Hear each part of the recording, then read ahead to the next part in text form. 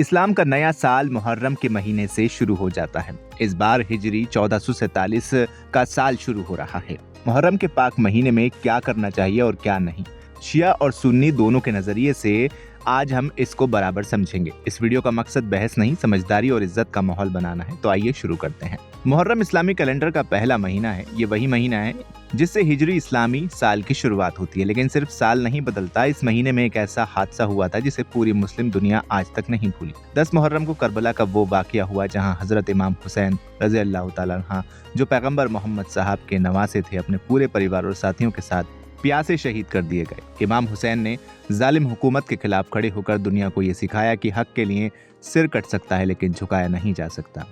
यही है हुसैनियत का असली मतलब, जुल्म के खिलाफ खड़े रहना।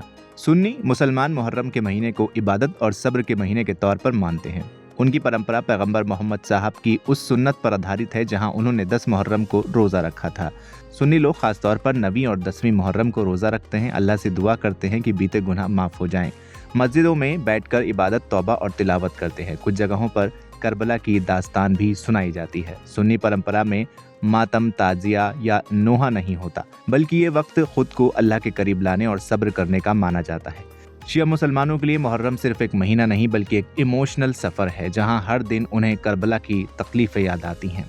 1 से 10 मुहर्रम तक मजलिस आयोजित करते हैं जहां इमाम हुसैन की ज़िंदगी, उनके सबक और शहादत पर चर्चा होती है। वो मातम करते हैं, छाती पीटते हैं, आंसू बहाते हैं ताकि उस दर्द को महसूस कर सकें जो करबला में हुआ था।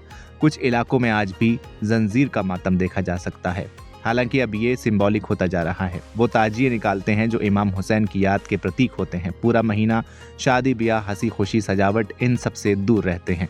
उनके लिए ये महीना गम, इज्जत और याद का है। भले ही परंपराएं अलग हों, लेकिन कुछ चीज़ें हैं जो हर मुसलमान को मुहर्रम में नहीं करनी चाहिए।